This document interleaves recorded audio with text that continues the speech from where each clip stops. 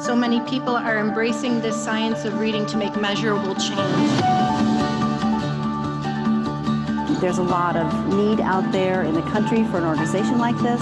All of the people that you read about, all of the researchers that you quote in your papers and any kind of research that you do, they're here. The energy today is palpable. It's passionate. The energy is over the top.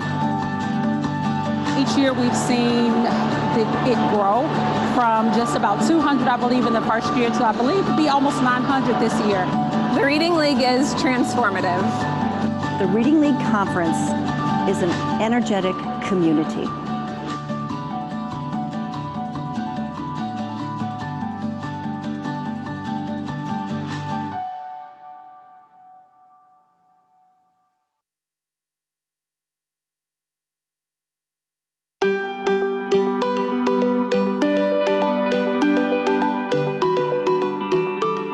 Super Kids is a kindergarten through second grade program, and we had to make the decision that we were going to adopt something that would stop at second grade. Why not pick something that we think is really going to boost that foundational level, that core set of skills kids need at kindergarten through second grade, and step outside the box and not pick a K-5 series. K2 only was a big jump for us, but it was one that our teachers felt was very sound and very grounded. Not only our K2 teachers who fell in love with it immediately, but our 3 through 8 teachers also saw the strong potential in the foundational reading skills that this curriculum offers. We had teachers sitting on our adoption committee that were also deciding the reading for 3, 4, 5, and 6. We saw just immediately that until we solved the foundational reading skills, we couldn't necessarily concentrate on comprehension, higher level thinking, all of those things. So they were very supportive of a program that would ensure us that our kids could read before they went to third grade. And that has enabled our third grade teachers, especially, to not reteach foundational reading skills. They actually expect kids to read, and they can take off from that point. Our 3rd and 4th grade teachers report that our students are coming in as stronger readers. They are ready for more rigorous reading earlier in the 3rd and 4th grades than they were pre-Super Kids.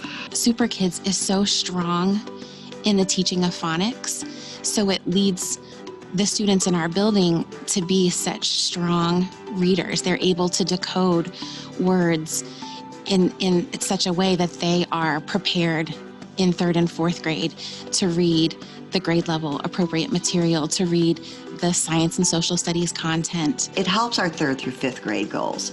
It helps our 6th through 8th grade language arts. So over the long run, we believe Super Kids is going to help 3rd through 5th and align nicely with our overall goal as a district. Super Kids has been a very different experience than anything that I've seen in the last 27 years. The adoption of the Super Kids program was probably, in 10 years, one of the best decisions that we made as a district. For our district. You want to make sure you're putting your limited dollars in the right place so that there's payoff at the end. You can't get a better payoff than what we're experiencing right now with Super Kids.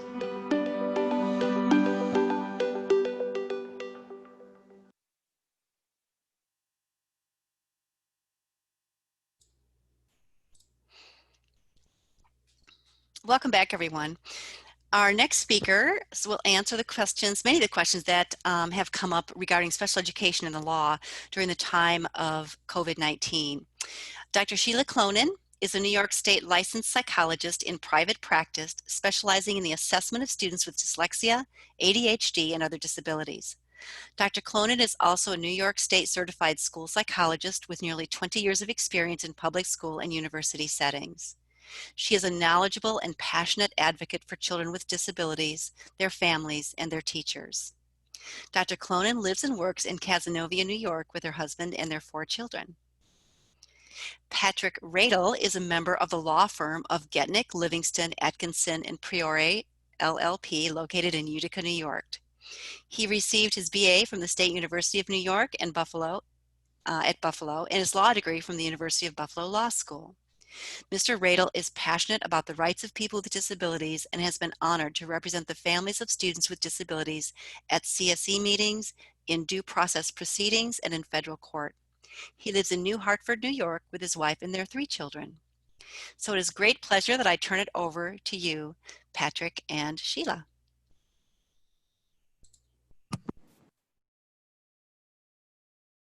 Great. Thanks so much, Laura. Glad to be here. Welcome, everyone. I'm going to go ahead and start sharing my screen and we'll get the presentation started.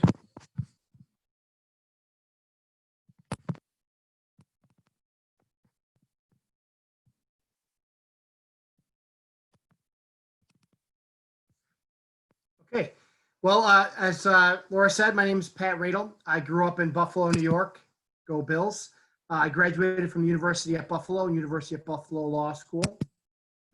After law school, I clerked for 2 years for a U.S. District Judge in Buffalo. It's the Western District of New York. And after that, I came to Utica. My wife's from the Central New York area, and joined the firm that I'm now honored to be a partner with, Getnick Livingston, Atkinson Priore. And I started out as a litigation attorney representing banks and credit unions primarily. And I became a special education attorney at 9:03 a.m. on February 1st, 2006. That's when my middle son, Mark, was born, and Mark is a person with Down syndrome. So I knew at that moment that I would at least have one client who needed special education representation, and that would be Mark. But I didn't really envision it becoming part of my practice. But as time went along and I became more involved in our local Down syndrome community and got to know more and more families, I found more families having difficulties interfacing with the special education system.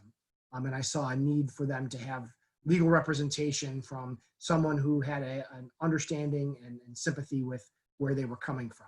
So I began to expand my practice to include the representation of students with disabilities. And it's been my honor to represent families of students with disabilities for the last 14 years. And also, this is an important part of my practice, and I is speaking in forums like this, so I'm very honored to be here, was honored by the invitation, and I'm looking forward to having a conversation with you. There's a picture of my family, including Mark is in the bottom left.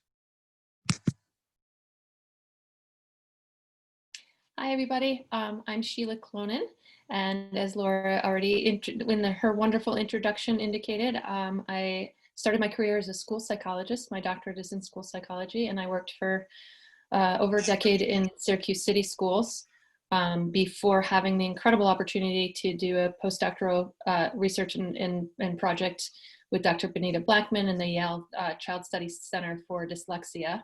And that is where my real interest in reading and dyslexia kind of stemmed from. I then went on to be professor in schools of education at both Syracuse University and Colgate University before finally making the leap and starting full-time private practice about 5-6 years ago. In my private practice, I do assessment, intervention, and advocacy for students with dyslexia, ADHD, intellectual, and other disabilities. And so I have a real passion for making sure that kids are getting scientifically based reading instruction, hence my involvement with the Reading League. I am so proud and pleased to have been a founding board member and to be a part of this great organization.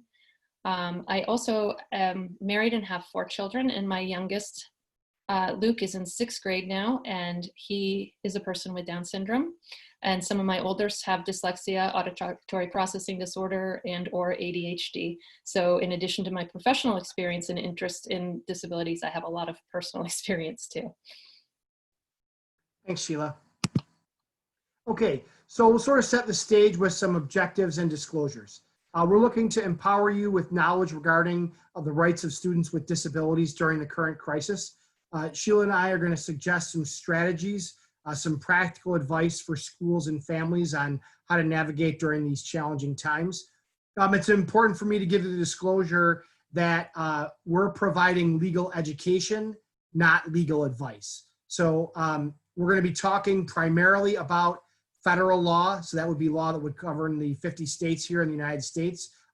Your state law may differ and your individual circumstance may have considerations that are more particular than we would be able to discuss today. So if you need legal advice, you should retain and consult an attorney who's admitted to practice in your jurisdiction, but happy to be here today to provide legal education and again, some practical strategies and supports.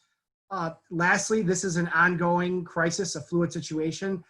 As we'll see in just a minute, these slides need to be updated based on events that happened literally just yesterday, where we had Secretary DeVos submitted her report to Congress regarding their request for her advice with respect to IDEA waivers, which we'll get into. But as of this moment, this is an ongoing crisis, an unprecedented situation. So the advice that we're offering, the suggestions that we're offering are certainly provisional. They represent our best estimate of what the current state of the law is, what the current state of practice is, and recommendations about the future. But obviously that's changing on a day-to-day basis. So with that understanding in mind, we'll jump right in. So we divided up the presentation into 4 key questions. What does the law say? Again, as best as we can determine it at this point. What should schools do? What should families do? And then at the end, we'll offer some thoughts on what we think might happen next. One thing I'd like to put out there, I encourage families, we in the special education world tend to talk a lot in acronyms or abbreviations, but it's an important thing for families to be willing to say, hey, wait a minute, explain to me what that phrase means, what that abbreviation stands for. So I always include this with my presentation. So if those of you who have the materials in writing can refer, if we use an acronym, you have this alphabet soup guide so that you know what we're talking about. Okay, what does the law say? Well, just big picture, there are 2 major categories of law that govern the education of students with disabilities. IDEA, the Individuals with Disabilities Education Act. That's the main federal law that governs the education of students with disabilities. It creates 13 federal categories of disability. If a student is identified and classified as a student with a disability under IDEA, they are entitled to a free, appropriate public education, or FAPE, in the least restrictive environment, or LRE as we call it. And there are a series of procedural safeguards and protections that are afforded to students and families under IDEA. The other category is Section 504 of the Rehabilitation Act and the Americans with Disabilities Act, which for the most part in the school setting, Section 504 and the ADA do the same thing. They prohibit disability discrimination, which doesn't just mean discrimination in the ordinary sense, the sort of negative sense, you can't discriminate. In this context, it also means that schools have an obligation to provide reasonable accommodations that allow a student with a disability access to programs and opportunities that are generally available to other students. So we're generally talking about the IDEA and then 504 ADA as the 2 major sets of laws that govern the education of students with disabilities.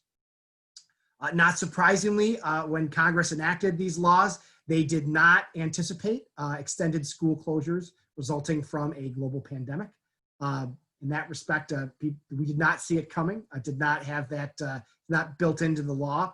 Schools do have significant flexibility for closures of 10 school days or less. Now, those are sort of the common natural disaster up here in upstate New York, big snowstorms, things of that nature. So schools have pretty significant flexibility for closures of 10 school days or less, and their obligation to make up or provide for services during very short school closures, they have a pretty significant amount of flexibility. But again, nobody anticipated the current extended school closures, and we're facing anew, and for the first time, the question of where does that leave the rights of students with disabilities. So the Federal Department of Education issued a question and answer form about mid-March, March 12th of this year, and caused some pretty significant controversy in the disability rights community by offering the initial guidance that if the LEA, the local educational agency, here in New York, that would be the school district, is closed and not offering education to any students, it had no obligation to provide education to students with disabilities. This was immediately disputed by disability and parent groups, saying essentially students with disabilities have a right to a FAPE under federal law, and the Department of Education doesn't have the authority to give a blanket waiver to school districts from their obligations to provide FAPE. So if the school's closed, that doesn't mean that the students with disabilities are not entitled to a free appropriate public education. So the Department of Education, I think, recognizing that controversy, issued a supplemental fact sheet on March 21st, which said, and this is a quote here, to be clear, ensuring compliance with IDEA and Section 504 in the ADA should not prevent any school from offering educational programs through distance instruction. I think there were some school districts across the country who were thinking that it was risky to provide education to students with disabilities through distance learning and through alternative means. So therefore, they were not providing any sort of distance learning. It's my understanding, based on to the extent I've been following it, that most school districts, now that they've realized that this school closure is going to last for a significant period of time, have moved away from that initial position and are providing some form of distance learning to all students, including students with disabilities. So again, we have here sort of a summary of the Department of Education's guidance. If the local educational agency is offering education to students, they are required to ensure that students with disabilities have equal access, including a free appropriate public education, and are provided with special education and related services identified on their IEP to the greatest extent possible. So, that's, I think, from our perspective as advocates of student disabilities, that's great language. That's really, really important. Of course, phrases like equal access and to the greatest extent possible, what does that mean? What does that look like?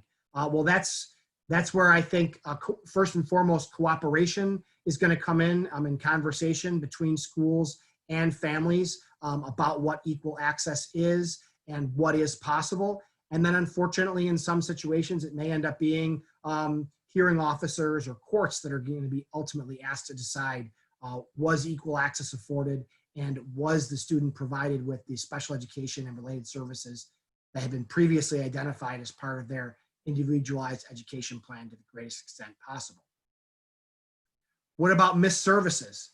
That's, I think, to be determined. We don't have concrete guidance about what is going to happen with those missed services. That just maybe, for example, one of the things that's been talked about is some services, physical therapy being a good example. Actually, it's not safe to provide face-to-face physical therapy right now.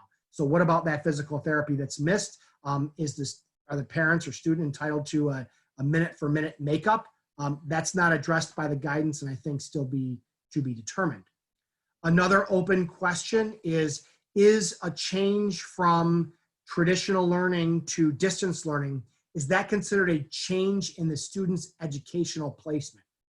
That's an important thing, because a change in the student's educational placement triggers rights on the part of the parent to challenge the change in placement via impartial hearing or due process, an administrative leading toward a legal process. So is a changeover to distance learning considered a change in placement? That some states are issuing guidance on a state-by-state basis.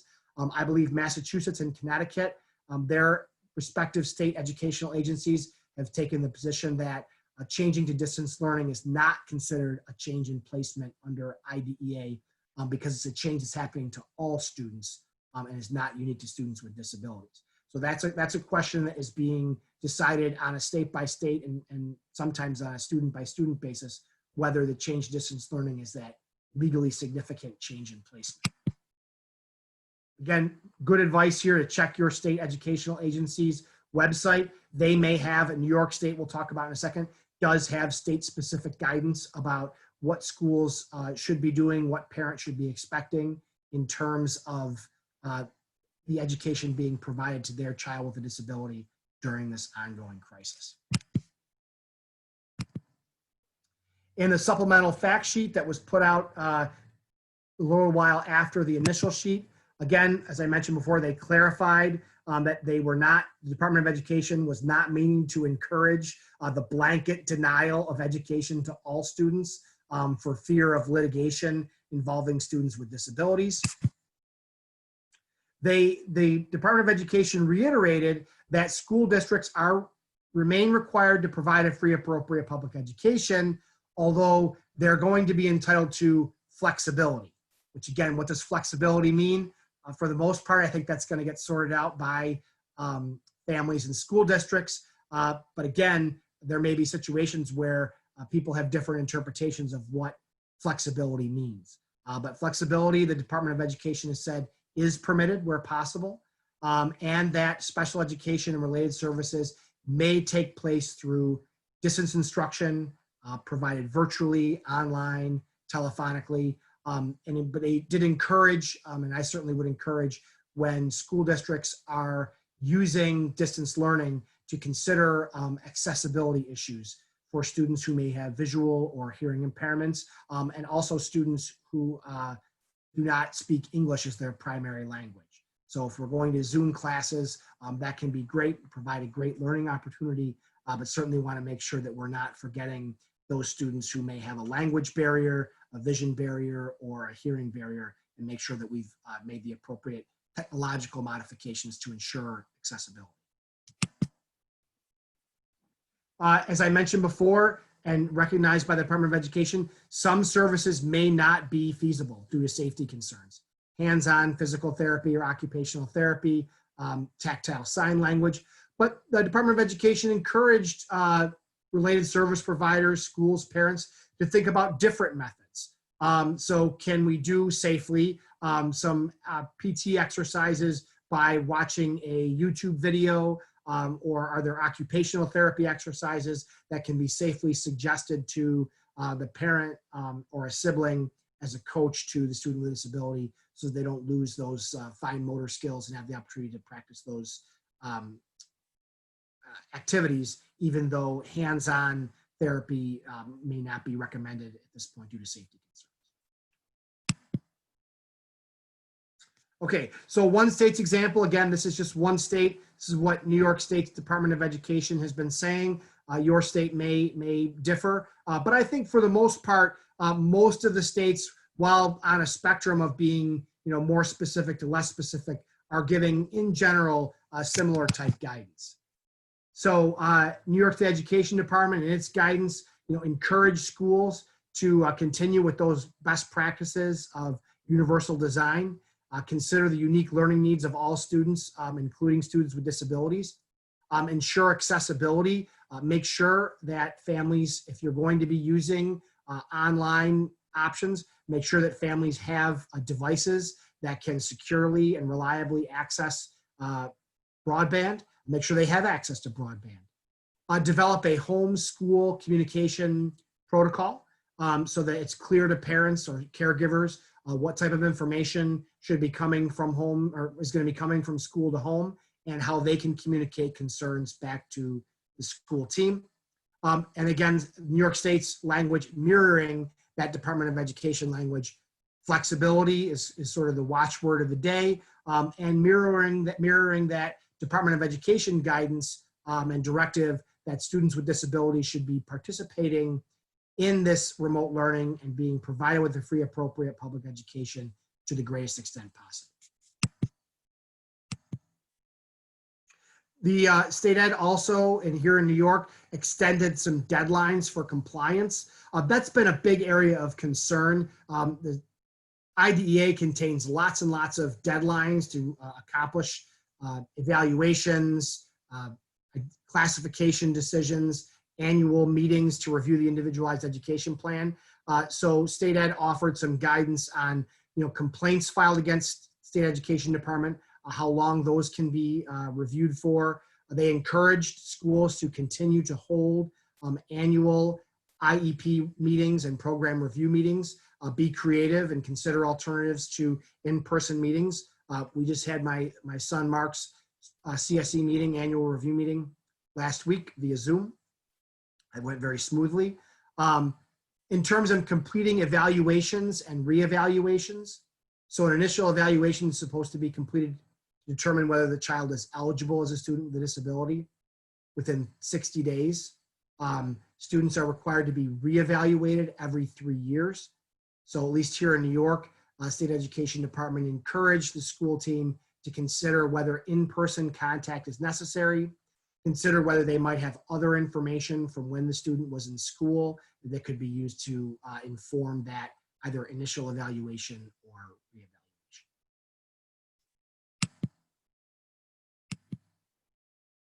One thing that has come up quite a bit in conversations that I've had is concerns about privacy. So FERPA is the federal law that protects the privacy of student education records and applies to school districts. And in general, written parental consent is needed before student education records are disclosed. IDEA also protects student privacy. So not so much an issue now since many schools are closed, but I think unfortunately will be an issue when we return to school is what about disclosing the fact that a student in the class has tested positive for COVID-19. So the Department of Education, Federal Department of Education, in a frequently asked question document issued in March said that at least its interpretation of FERPA is that a school district may disclose a positive test to public authorities and may disclose that information to other parents and students, but they must omit to the greatest extent possible personally identifiable information. So you certainly disclose to the members of the second grade that there's been a positive test in the school, but we're not to be naming the student, of course, or releasing any other information about the student that would make it feasible for someone to identify who it was. For distance learning, in terms of privacy concerns, the Privacy Technical Assistance Center, which is part of the Department of Education, offered some guidance. Watching videos or interactive learning doesn't really present concerns. One thing they did note is that if school districts are contracting with online providers, so these would be third parties, that require a login and password that is student specific, the school district should be inquiring and aware of any data collection that's being done by that third party and ensure that there's no personally identifiable information that's implicated and ensure that whatever the data collection is, that is disclosed to the parents so that they are aware of the potential sharing of confidential information with a third party. Okay, here's where we get to the part where, as I said, breaking news. I should have the exciting CNN news or cryon saying breaking news, special ed alert. So in the CARES Act, that's the big stimulus bill that Congress passed just about a month ago, Congress asked Betsy DeVos, the Secretary of Education, to report back to Congress regarding any recommended waivers to the provision of IDEA and 504 to provide for limited flexibility for school districts. So let me just sort of define what the issues and concerns were on both sides and then give you a quick summary of what Secretary DeVos's report was, because as I mentioned, that was 30 days ago yesterday, and Secretary DeVos did issue her report to Congress yesterday. Here's the basic gist of it. School districts were saying, look, it's fine to say flexibility. It's fine that parents are saying they'll be understanding and they'll work with us. But everyone recognizes that technical compliance with the very specific requirements of IDEA, particularly as it relates to timelines and providing service, and there's that change in placement issue that I mentioned, is unfeasible, infeasible in this current pandemic, and maybe unwise, and that it will only take a few parents to decide to hold our feet to the fire and create litigation later. And we're vulnerable, we school districts are vulnerable if we're still subject to all these requirements. They would say, the school districts, that their focus should be on education and trying to expand opportunities for students with disabilities, not worried about people like me, worried about litigation down the road. School districts were saying, look, resources are already scarce and will be even more so now. So you want us spending our time and money on substantive issues, not on technical compliance with IDEA or with sort of defensive practice, worried about litigation later. And also school districts were saying, listen, all students are suffering and we need to work together for the benefit of all students. I think parent groups and disability advocates were responding to that argument, saying that all students are suffering, but not all students are suffering in equal measure. And IDEA and disability law is an affirmative mandate that gives special rights and special consideration to the needs of students with disabilities, and appropriately so. And that accountability and procedural safeguards, such as the safeguards and accountability that might be waived under the CARES Act, are all the more needed because we need to make sure that school districts are mindful of the procedural safeguards and requirements, and parents have the right to access that due process review if they believe that their student is not being provided with a free, appropriate public education.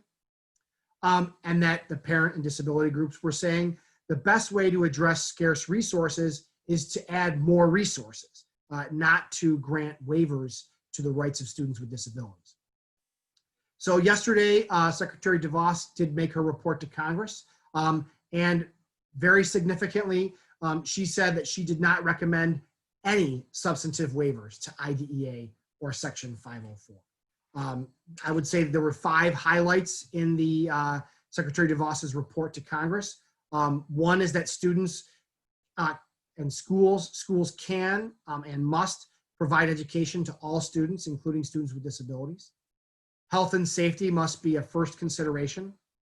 The needs and best interests of students, not the system, should guide decisions and expenditures. Parents or recipients of services must be informed of and involved in decisions relating to the provision of services. And services typically provided in person may not need to be provided in person and may be provided through alternative methods.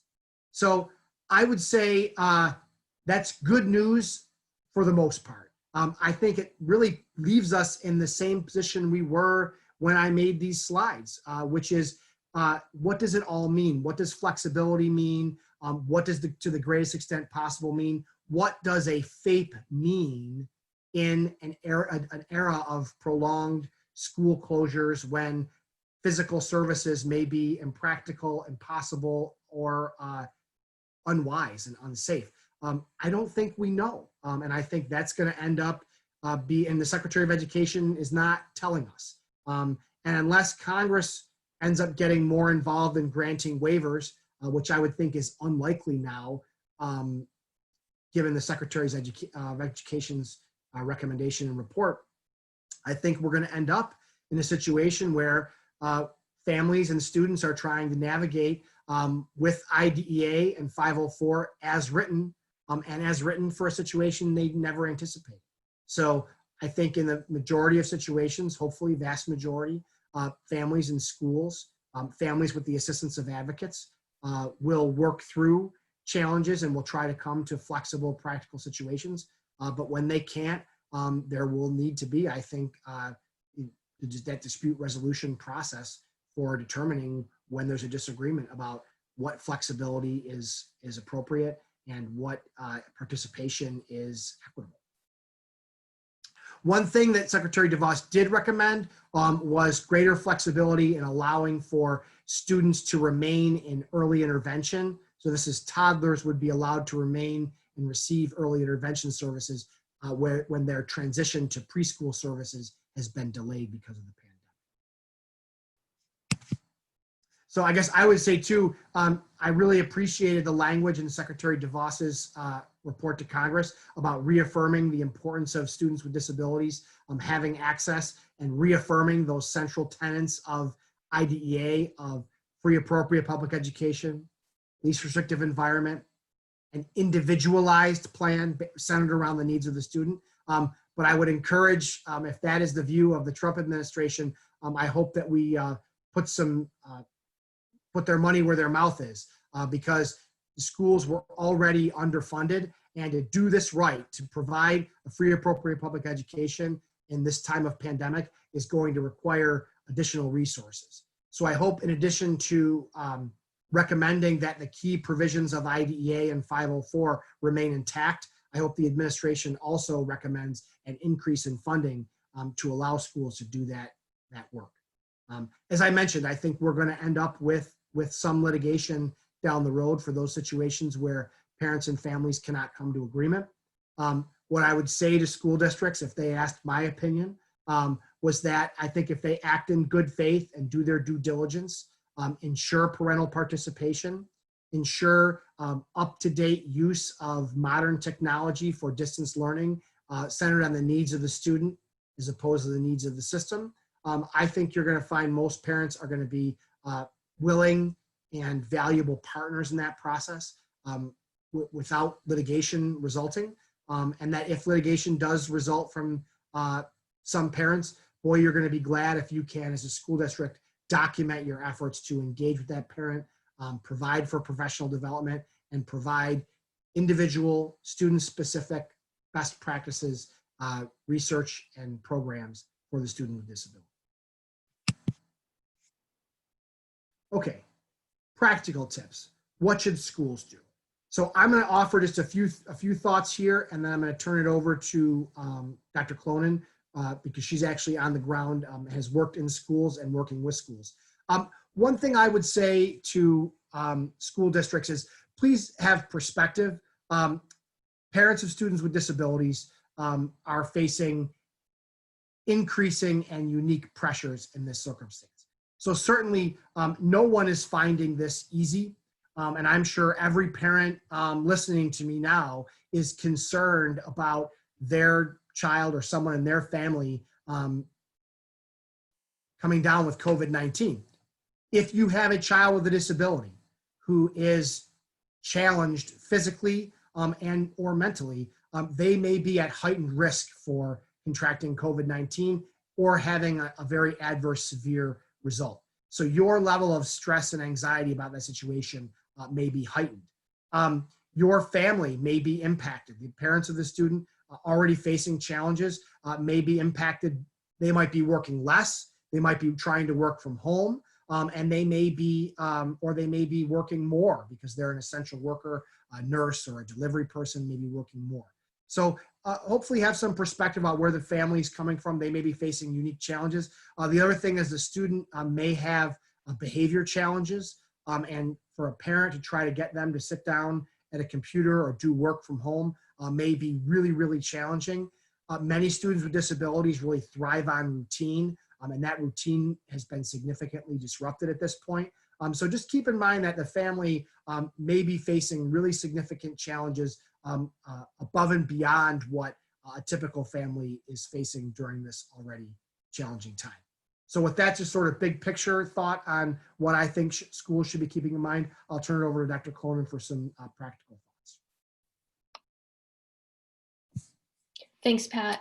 I think that the perspective piece bears repeating, and I have always appreciated in my interactions with Patrick the perspective that he takes that's always balanced in terms of, yes, here's the law, but let's also be fair and balanced and have perspective. And I think in today's world, that's so much more important than ever. There's a lot of memes going around, hashtags, and even one of our sort of themes for this virtual symposium, we're all in this together.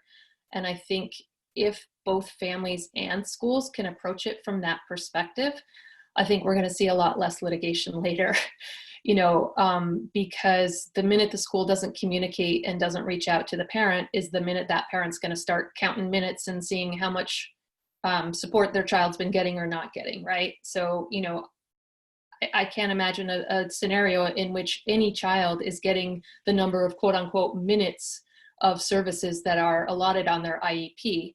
But I also can't imagine how productive that would be if we were trying to at this point. So again, the perspective on both sides is critical, and the communication, I think, is the biggest part here, because when parents that I've worked with and that end up in filing due process on their schools, when they are upset and angry enough to do that, it's usually because nobody's talking to them. Nobody's saying, here's, how's it going on your end? What else can we provide? Whatever, like they don't know, they feel like the school's against them, but it's really just that they're not hearing anything from the school. So they're making assumptions, and those things happen on both ends. So critical to keep those communication lines open. And also, remember your ESL learners or those with visual and hearing impairments. How can you reach out to them? How can you help make sure that there's accessibility for everybody in the environment?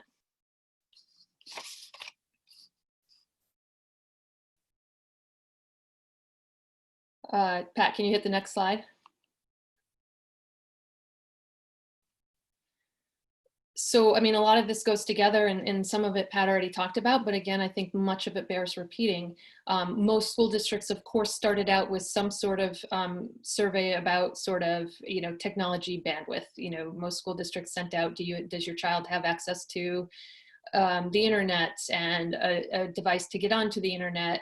And those things are critical. And it's not just, is there a computer in the house, but how many other people are trying to use that computer? And when we talk about practical bandwidth, we're also talking about who's there to help support the child, right? So you might be thinking, oh, sixth graders, they can hop on and do their Google Classroom, but probably not your sixth graders with disabilities, right? They're gonna need someone. I know for my guy in sixth grade, there's Google Meets in their classrooms, and most of the kids are there by themselves, but my guy needs somebody next to him, making sure that, he's staying focused, that he's, clicking the right things, that he's answering when he needs to answer, whatever, that he doesn't get up and walk away in the middle. So is there practical bandwidth that is able to support the students doing their virtual learning? Communication for your instruction services, and also as Pat said before about the privacy right. If you're using online virtual instruction, you need to find out what data is being collected from those setups, and make sure that privacy rules are being followed appropriately. And really thinking about next actions. I mean, so what's going to happen when schools open? What's going to happen when they don't open when we want them to open? What's going to happen about summer school? So sort of backup plans, contingency plans, all of those plans in place. And while we're dealing with these shutdowns, what can we do to provide parents and staff with resources? There's no need to reinvent the wheel. There are incredible resources out there. We listed a couple on some of these slides, and then we sort of gave up because there was no way that we could be as comprehensive as what has come out. And also, frankly, there's been some good compilations. The Reading League has been doing a wonderful job pushing out resources, and the professional organizations of all of your service providers have come out with resources and recommendations for families and for their providers. So that, American Speech and Hearing Association, Assistive Technologies and Assistive Communication groups, the National Association of School Psychologists, all of those have put out guidance for their practitioners, and most of them have put out guidance for parents. And so, that might be something that schools could push out to parents. I think sharing best practices with other districts, and there's been some of this work started too, some Google Sheets started to get districts to list their best practices and share and learn from each other. There's just no need to reinvent the wheel here. Let's, everybody's digging in and doing their work. I've just been blown away by the amount of really creative services that I've been hearing about.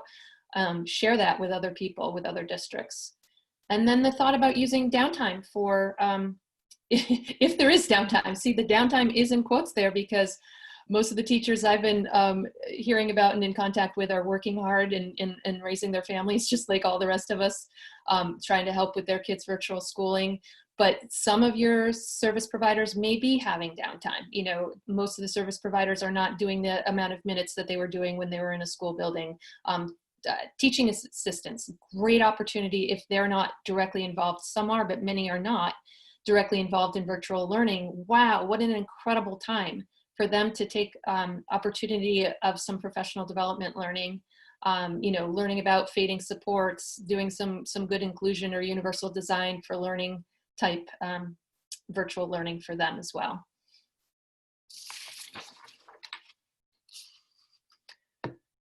So that was sort of big picture, and then I wanted to drill down to some specific things, either that I've been seeing from my experience with my own child, and then a bunch from clients that I've been working with and hearing from. So talk about really facilitating participation in the general education classwork. So again, for example, with virtual learning, that lends itself really, really well to universal design for learning principles, right? So how can we, when you think about the three aspects of universal design for learning: representation, action, expression, and engagement, right? So representation, how are we presenting what we're teaching to the children? So wow, for kids with print disabilities, dyslexia, or other disabilities where reading is difficult, virtual classrooms can be great, right? Teachers are either doing live meets or recording things, or sending the kid to a Bill Nye the Science Guy video, right? So that's really accessible for a lot of kids. You can have them enable the subtitles, and that really, my kid, I always have subtitles on, and in fact, he turns them on for everything he's watching, and then he's getting the print and the speech, which is fantastic. And then when you think again, universal design, so presentation, representation, action, expression. So how are the children expressing what they know, right? And again, virtual learning lends itself so well to this. Why not, instead of read this book and write a book report and turn it, upload it onto the Google Classroom, why not, okay, we're reading this book, or we're listening to this book, or we're watching this movie, and when you're done, you can write a book report, you can give a book presentation that you record and upload to the Google Classroom, or you can maybe make a book trailer, like a little movie book trailer for it. So there are lots of ways to really be creative and engage all students, that you don't have to just think about it in terms of, here's what I'm going to modify for my kids with disabilities, and here's what I'm doing for the rest of the class. We should be thinking in really universal principles here. And engagement, again, some kids are going to be more engaged by the computer, some less. So how do you reach through sort of that screen and engage kids? And again, a lot of that comes with flexibility and creativity. So I'm not just going to have live Google Meets because, for example, my son's Google class meets every day at 2:00.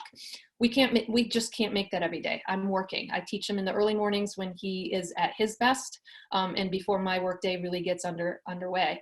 So all your students are not going to be able to make it to live meets. Sure, you can record them and have them watch it at their convenience, but what are other ways that you can offer that instruction to them?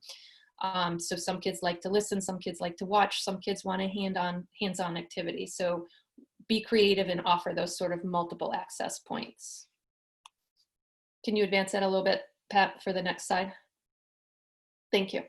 And then, consider a single point of supportive contact. This I've been hearing from a lot of my clients. It's hard, to be getting contact from therapists and teachers, gen ed teachers, special ed teacher. There's a lot of contact that kids with special needs maybe are not managing on their own like other kids their age. And so it would be very, very helpful to a lot of parents to at least ask, how would you prefer to receive communications? Is your child getting his emails? Is he able to check emails, or would you like us to copy you on them? I was working with a family yesterday who had a 8th grader with very mild disabilities, ADHD, executive function things, but he wasn't reading the emails that the teachers were sending him, and he was very behind in his work. And the parents didn't really know that, because they were sort of trusting that because he could read, that he was doing those things. But kids with executive dysfunctions are less likely to be able to take the initiative to read an entire email and then do what the email is asking them to do. So consider finding out from parents, what's the best way to communicate things that are for their child as well as for them, and maybe not having 20 different people email that parent. So in terms of teachers working with students, think about, again, being flexible in how you're supporting your students, right? So you're you're not going to be able to give a half hour to every single student who is getting a half hour of resource a day, for example. In what ways can you tutor and coach and support parents or someone else in that child's environment to support that child? In the same ways that Pat was saying, physical therapy, we can't be physically doing hands-on things with kids, but what are some safe things that you can share with parents to have them do with their children, or to have a sibling do with their children? What other, when a teacher or a therapist has a large caseload, what other colleagues in the district are being underutilized, and how could they be helpful? Could they be doing check-ins? So, many schools initially sent things. I know I've heard from a bunch of parents, well, we just got this generic list of physical activities that we might do that really didn't have anything to do with his goals.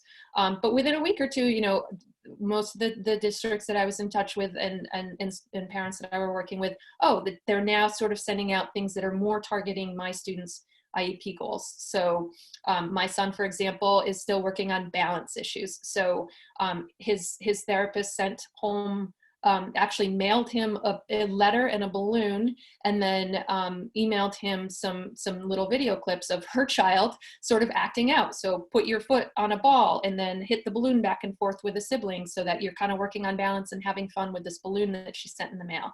So again, just really think about broadening the way that you think about your role and thinking about how you can coach or tutor and enlist the help of others in that child's environment. And don't reinvent the wheel. There are so many resources out there. I feel like probably most of us are overwhelmed by the amount of resources to a certain degree, but there have been some nice summaries of those. The Reading League has curated a bunch of really good, information that they have vetted and are pushing out one a day rather than overwhelming parents. There's a kind of a website, and I think it's listed on one of our other slides, that is trying to list all of the things out there, companies offering things for free, things that you can get. So don't reinvent the wheel, but do vet your sources, right? You know that you can trust something coming out from organizations that you've heard of. And then I just have some of these little examples here. So over on the left-hand side of your slide there, this is something, I read, so you can do word work with Jamboard. Wow, I've never heard of Jamboard. I wonder if it's easy. So literally in 5 minutes, I made this little display over on the left of your screen to show what you could do remotely for a student that you were maybe working on phonemic awareness or early decoding skills. And these are the kinds of activities I've been going back and plugging in holes for my son. And so I'm doing these kind of with bingo chips or with a soundboard, but for teachers needing to do these things virtually, you can use something like Google Jamboard, or for Chrome, there's something called Canvas. And literally, as you can see, I wrote out the blank space and the AT, and then those are sticky notes that if you're actually in Google Jamboard, you can share, you can collaborate on it just like you would a Google Doc, and the student can move around the C. So, we have at, how can we make at into cat? Good, now how can we change cat to pat, right? And have them manipulate those sounds in letters and in the words. And so those are just a couple of the examples down below of really fairly quick and easy ways for teachers to be able to develop interactive lessons for their early readers.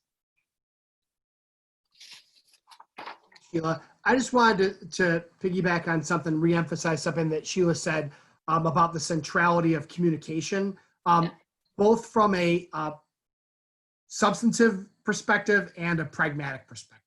So substantively, parental participation is one of the pillars of special education law. So how are we showing appropriate respect for parental participation if we're not in communication with the parents and the family? The other part of that is that I think parents are a very underutilized resource in the special education world. I understand that parents are biased and not all parents are easy to deal with, but most parents in my experience are a very valuable sort of expert when it comes to the needs of their children. And sometimes I can tell you, I am an expert in what doesn't work in terms of supporting Mark. So I would be a very good resource if you were trying to find out what not to do to get Mark to comply with behavior or participate in learning, because I've tried many of those things and found them to be ineffective. So I'm a good resource for that. So parents, I think, are an underutilized asset and should be recognized and appreciated within appropriate bounds for their expertise. So substantively, parental participation is an core of IDEA and is in there for good reason, because a good educational program is going to include and will benefit from the parent's perspective, which again requires communication. The other thing on a more practical level to encourage you to spend the time and the effort in ensuring good communication between school and home is that if you think about what is the thing that causes the parent to call an attorney or seek to bring a due process complaint or file a complaint with the state education department. Most parents, in my experience, don't call me at the first moment of disagreement. But very, very often, in my initial conversation with the family, it will be clear that if not the thing, one of the things that led them to seek legal advice and consider taking that relationship with the school to that next level was a feeling of disrespect. Someone at the school spoke to them in a disrespectful way. Someone at the school gave the impression that they weren't being heard, that their point of view wasn't being respected, or that they felt as though they were being ignored. So that communication part, although you might think, well, I'm doing substantively right and maybe I'm not always communicating as much as I should, that communication piece is often of central importance to the family, and is the very thing that leads to a rupture in the relationship, and everyone needing to have lawyers. So just to reemphasize both substantively and practically the importance of communication. And again, recognizing that might be more challenging now in this era of extended school closures. Excellent. Thank you, Pat. Okay. What you think? Yeah, that's you. Sorry.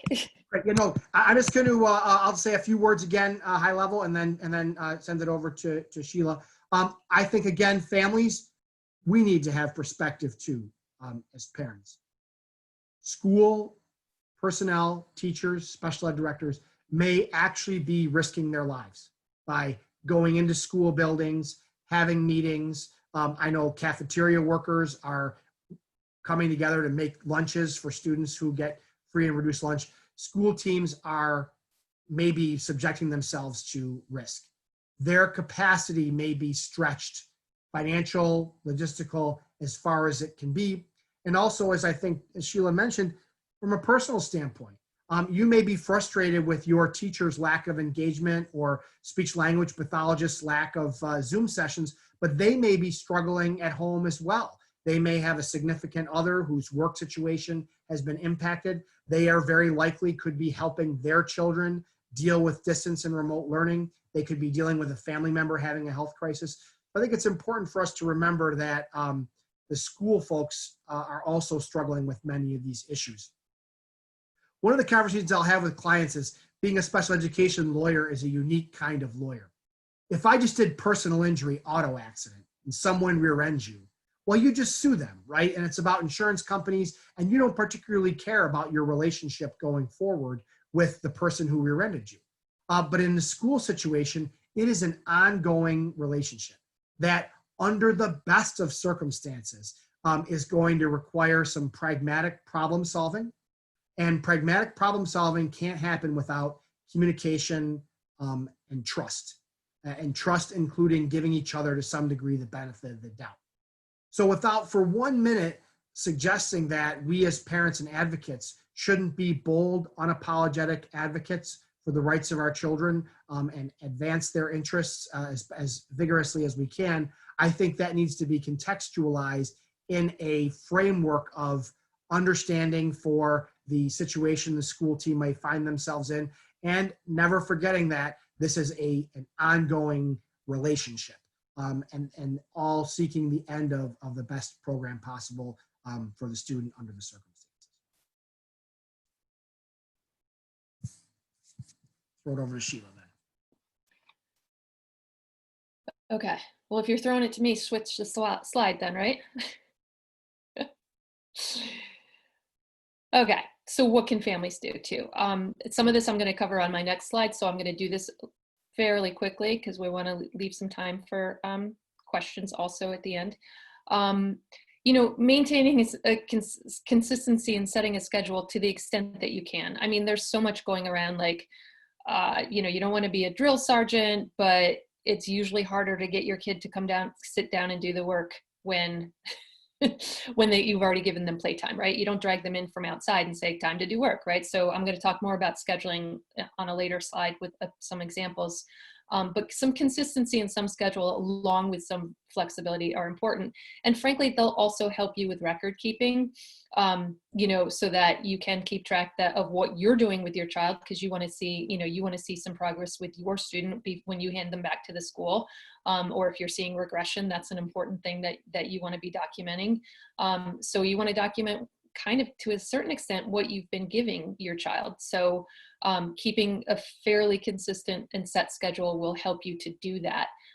That said, of course, you don't want to be a drill sergeant. And when your kid's not having it, you know, those of us with kids with special needs in our households know that there are just times where it just isn't going to fly. Yesterday was one of those days for my guy, and one of my older kids came in and said, you know what, maybe school's out for the day. Maybe it's a snow day. I mean, there are times where it just doesn't make sense to sort of keep beating yourself up over it.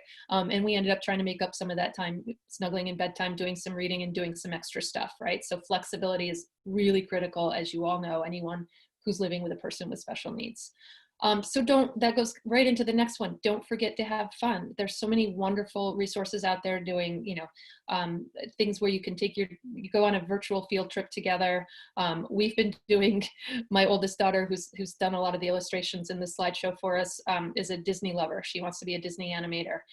So she's been taking Luke to Disney, and they do one of those virtual rides on the Disney, I don't know where she found it, but that Disney offers, and she puts them in a sled or a box and tips them around with the ride. So there's lots of ways to still have fun. And remember self-care again. So yesterday when my son wasn't having it and I was pushing it and I was getting frustrated, I needed to know enough to walk away, right? Not a good day, not worth the fight. I have other work to do. Take care of yourself. Get those little spaces of time for yourself as much as you can in a household of 6 like mine, for example. And then, I mentioned this already before, consider online resources, so many of which are free. And this is the one where I said, we curated a couple, and I had another huge list, and I just thought, there's just so many things out there. I couldn't possibly do justice to them all. These are a couple that we felt really spoke to the mission that we're speaking to, so we included those. Okay, so ideas from families. So these are some things, both from my own experience and from a lot of families I've been working with. I've been hearing from a lot of parents, I can't get my child to do their work. What can I do? What can I get the school to do? So these are things that we've been brainstorming together for a lot of people. So scheduling, time blocking. I'm going to show you an example of how I time block with my son on the next slide. But basically, what are the blocks of time that your child is most productive and that you are most able to give time if you need to work, directly one-on-one with them? And then have a place for that. So, most people say have a specific place for work like all of the time, and that's good advice too. But I'm also finding that time block in place so that we have a big time block in the morning where it's at what we call our homework table, but virtual classroom takes place at the computer, which is somewhere else. And then I've blocked out some other places that I'll show you. So really thinking in terms of blocking time and place for things when you're scheduling. And so that keeps that flexible, both consistent, but flexible. Planning and prepping. This, I found this out the hard way, and I should have known better because I've taught preschoolers on through to adults.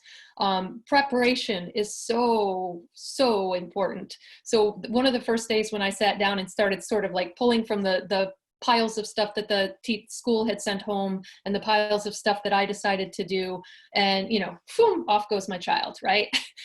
So now I take a minute before I go to bed and lay everything out that we're going to do kind of in the order that I'm hoping to do it the next day, and we whip through things. And so the amount of time that we spent doing our morning work was reduced by like 45 minutes by my ability to have everything laid out and ready to go. So planning and prepping is important in parenting in all kinds of ways. And so now you're kind of being a parent and a teacher. And so it becomes even more important. Sharing the load, in my household, I'm blessed, I realized, to have older children who are able and willing to help out. They are very, very busy with their own online college and high school coursework. But I also have required each of them to give at least a 30-minute block that is productively geared towards working with their brother. So one of them has expressed an interest in potentially being a physical therapist. So she has taken on physical therapy, and I literally, anything I get from the physical therapist, I forward to her, and she makes it into a lesson for her brother. My oldest, the Disney lover, my animator, does movies. And so she and Luke make movies. And so, wow, the things that you can do with a movie. And I know, Pat's sons have been doing some of this too. Script, writing, reading, right? So this is an image from my son's recent movie with his sister called Environman that they made for Earth Day. He had to read the script. He helped her write the script. She worked really, really carefully with him on diction. So he's speaking very slowly and as clearly as he can. I mean, so many things going into a lesson like that. There are lots of ways, that just hand the kid an iPhone and let them make their own movie, right? That might be the moment that you get your break, is say, okay, record this for mom, or read your book and record it, and we're going to send it to grandma. So there are so many ways that you can creatively build in a lot of these important school lessons for your child. I've also really found that boiling things down, what's the essence of a lesson? So, again, I've mentioned a number of times, my son's in 6th grade, that I get sort of the Google spreadsheet that each class is expected to do for the week. His special ed teacher sends me a slightly modified version for him.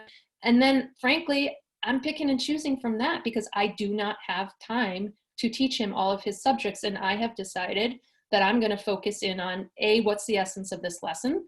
And B, more importantly, where can I fill in gaps for him? And so that's where I kind of showed the word work earlier. I've gone back, he's a decent reader, but he's reading by sight. So I've gone back to work in with phonemic awareness and phonics skills, and filling in those gaps that, you kind of have to make choices when a child is included. You're pushing along with the regular ed curriculum. So some of the time that could be spent filling in the holes has been otherwise productively spent. You can't do everything. So I've decided to err on the side of plugging in the gaps rather than moving forward with the curriculum since I have him home. Can I just jump in there just real quick? Sorry, Sheila. I just wanted to say, I think that's such an important point for you to illustrate that this goes to that self-care recommendation. I think very often those of us who are parents or advocates for students with disabilities, we can tend to make the perfect the enemy of the good. There's a reason why on an airplane they say, if the mask drops down, affix your mask first before you help someone else out. Because if you don't take care of yourself, you can't help someone else out. And I think we need to know ourselves. And in my experience, again, it's a generalization, most parents of students with disabilities will tend to overdo it in terms of what they're willing to do to support their child, not underdo it. So give yourself permission to say, I can't do this. I don't have time to do this, and I'm not going to be able to maintain this level of instruction in this pace. And be honest and communicate with that to the school and say, look, I can't do this Zoom session at 10 o'clock every single day because I have other responsibilities, either work responsibilities or childcare responsibilities or spousal care responsibilities. I think we need to give ourselves permission to curate the work and then be honest in communication with the school about those choices. Yeah, thank you, Pat, because such an important point. And I know for me in the beginning, I was trying to do everything, make sure Luke did all of the general ed classwork, went to every Zoom session, except I am always in meetings in the afternoon. So I was yelling at all the other kids to have somebody get him there. And my husband just looked at me one day because, here we are both trying to work from home and support all these kids. And he just said, he doesn't have to go to every Zoom meeting. It's okay. And of course it's okay. Not, all of the kids, nobody's going to every single Zoom meeting, but in particular, when you've got a lot of extra stressors, you've got to figure out what to let go. So it's such an important lesson. And I agree, Pat, it's hard for a lot of parents, but I think it's even harder for parents of kids with special needs because we're trying to prove that they belong in the gen ed classroom, right? So the last thing we want to do is not have them there. So that's a really great point. And the last 2 points I wanted to make just from this slide are, I said theme work makes the dream work, right? So think about when I was thinking about sort of simplifying and boiling down what was happening in his 6th grade classroom to the essence, right? So, wow, they were doing some things about elements. So how can I build in, his brother's a physics major, an engineering major, taking a lot of physics classes. So how can we build in study, he's got a sister in taking chemistry. How can we build in study that is relevant to other things that people are doing and make a theme and work it, right? So in the Disney rides, what are the principles going on in there? Push, pull, things that are happening, and really picking a theme that the whole family can embrace so that learning for your special needs child gets reinforced really throughout the day and the week. And so that we've had a couple of themes where we've been really, they were at the beginning of this, they seemed to be studying kind of astronomy type stuff. And so we were really all looking at the moon and, doing things that sort of, it was on all of our minds because it was the theme. So even if you pick your own theme, if it's related to the gen ed curriculum, bonus, but pick your own theme and get everybody interested in it and have them each find their way that they can teach your child with special needs something about it. And then real life lessons, you know, singing, acting, I already said the acting, cooking, playing, doing things, that's learning, right? So the last thing I want to do is just quickly this, and I covered a lot of this, so I won't spend much time in it, but this is how we've defined our day, our morning, because I only do a couple hours of this, but our morning with my guy with special needs. So we have a morning block of time, which is now down to about 2 hours. It started at 3, where again, as soon as he's up and had his breakfast, we are ready to roll. We go right to the homework table. He does the calendar every day. As everybody else in the house gradually gets up and walks through into the kitchen, they go, "Hey, Luke, what's the date today?" And he reads the calendar for him, because that was just something, you know, that got covered in early grades, and then he lost it because it wasn't something he was practicing. So now he's working on that, and we're working on filling in the holes with phonemic awareness and doing word work, and, you know, filling in the holes, trying to improve some of his handwriting skills. So we have that really concentrated block of time in the morning where I kind of consider it the my time. I'm teaching him what I want to teach him. And then he goes off and he plays or he does something with a sibling, and then either right before or right after lunch, Dad's in charge of lunchtime. They sit down and they do sight words and math facts and, you know, any of those other sort of quick things that you can do in a different table environment. After that, he likes to go out for recess, or he has one of his specials. So it might just be plugging him in front of Cosmic Kids Yoga. I mean, that's been a great use for his physical time, art, music, those kinds of things. He has a Google Meet, as I said, with his 6th grade classroom every day at 2 o'clock. When he can get there, he gets there. When he can't, we try to make sure he does a brain pop video related to what they're learning, or that he does Lexia, which is one of the computer programs that his district is using with him. And in the evening, he's reading stories. Sometimes he's FaceTiming or Skyping a story with his grandmother. Other times he's reading it to the dog or one of us. So again, keeping the schedule as flexible, but also sustainable as possible. Great, thanks, Sheila.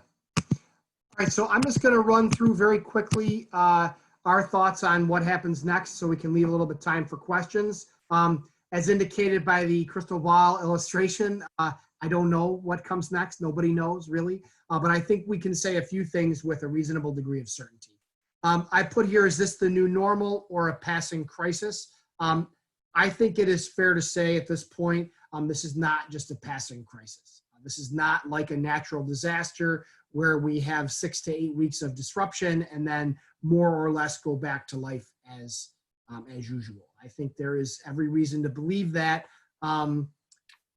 large public gatherings, schools being foremost among them, will not just go back to normal at any time soon, and that even if we do, there is a likelihood that there'll be outbreaks in different areas, and we'll have to go back to social distancing and remote learning. So I think nobody knows for sure, but we know enough to know that it is prudent to plan on the very strong likelihood that our lives and our school lives will not be normal in the sense of what they were pre-COVID-19 at any point in the foreseeable future, until such time as there's a vaccine.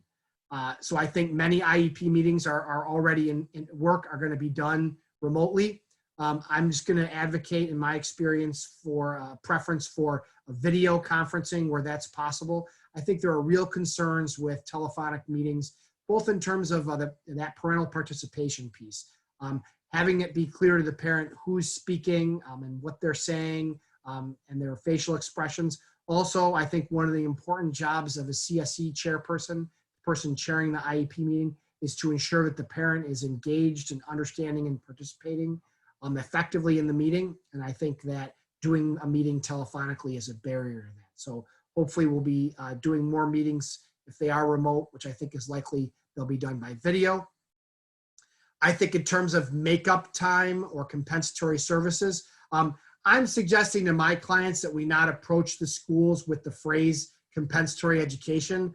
For a lot of schools, those are fighting words because the compensatory part implies that they've done something wrong and are now giving additional services as damages for doing something wrong. So I'd rather avoid using those sort of fighting words and instead focus on what are the students' needs now in light of the pandemic.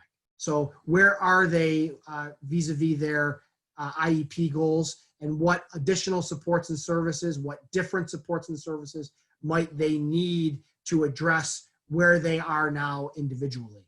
I'd rather talk about it in that context than be getting into an argument about an accounting, a precise accounting of missed minutes, or certainly using a phrase that, whether intentionally or unintentionally, causes the school to feel as though they're on the defensive. Which is not to say I'm not going to have a very robust conversation and advocate for what this student needs, which may well be more and different supports than what they needed before. The other thing I think, sadly, but realistically, we need to be thinking about is, I think many students with disabilities are really going to are struggling now with accessing education, and schools need to be thinking about what sort of social emotional supports, professional development, parent training needs to be provided to help students and their families access education during school closures. And then think about the struggles I think many students are going to have re-entering.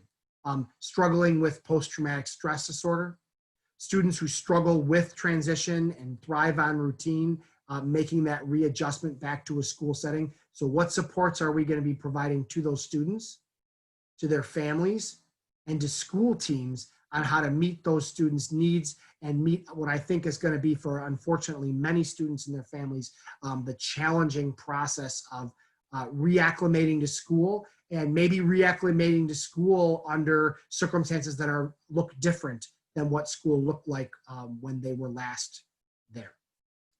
So with that, I think I'll unless Sheila has last thoughts, I'll No, I'd rather leave us a few minutes for questions. Thanks, Great. Pat. Thanks everyone. Thank you so much. This was a really valuable session with lots of great information. I'm going to read one comment here so you'll kind of get the tenor of some of these comments. This is from Jennifer. She says, I applaud your encouragement of empathy and compassion among families and schools, especially as we face these challenging times together. So thank you for the presentation. And we did have a number of questions, so I'll ask a couple of these. We have a couple of minutes here. So here's one. Our school system is not allowing any live meetings with students and teachers. They are stating legal concerns as their reasoning, though many of our larger counties in our state are providing this to students. Is this because of HIPAA, FERPA, IDEA? Are we asking our system to take legal risks if we request this? So one of the slides that I referenced earlier in the privacy part, it is true that both FERPA and IDEA provide for student privacy protections.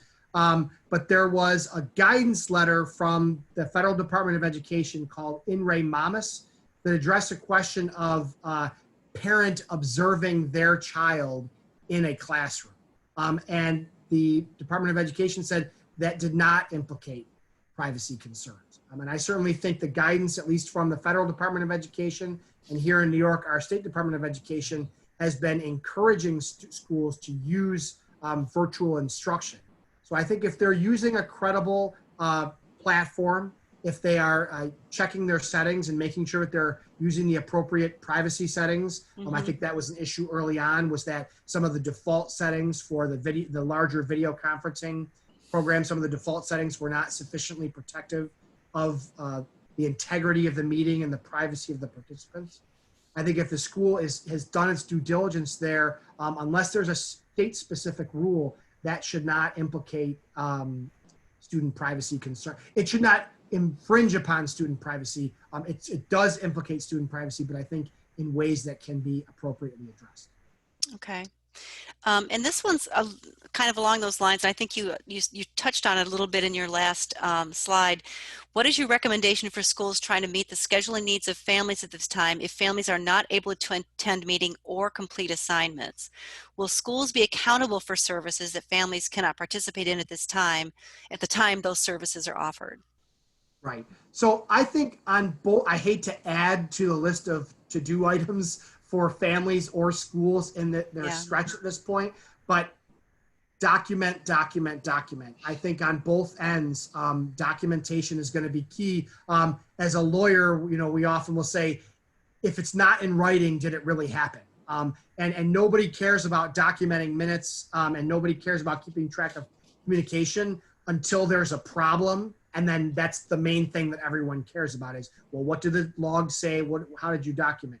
So I think it is important for schools, if you're offering services and making attempts to contact parents, to be documenting that. And likewise, parents, if you feel though your child's needs are not being met, you need to be documenting what services are being provided, what attempts at communication are being made, and then also documenting you're the one doing progress monitoring now. So what are you seeing? What give some concrete examples of things you think your child was able to do before the shutdown and isn't able to do or isn't able to do as well now. So I think there's, in terms of, are the schools going to be responsible for a minute by minute makeup? All I can say on that is, even before the pandemic, the case law interpreting IDEA in most places was generally that students, families were not entitled to a minute by minute makeup for missed time, but that was needed to be a student focused analysis to determine what an appropriate award of, and again, this is the kind of stuff, compensatory education was appropriate to make up for any lost progress or lost skills that the student suffered as a result of the missed services. Okay. And if I could just add to that from a practical standpoint, I mean, I think part of what the question was saying is the school sending work and it's not happening, right? And so this was one of the things I was trying to get at earlier when I was saying we're all in this together. So find out why it's not happening, why it can't happen. You know, I was working with a family last week that said, you know, the mom was a nurse, that both parents were essential workers, but the mom's nursing schedule meant that she's working 12 to 15 hours a day. Monday, Tuesday, Thursday, Friday, and every other weekend. So she said, well, my child will get school, and she's a very, you know, she works very hard with her child, but she said she's only going to get school on Wednesday and every other weekend. And so when the school kind of said, well, this didn't get done, and the mom said that very clearly, this is my schedule.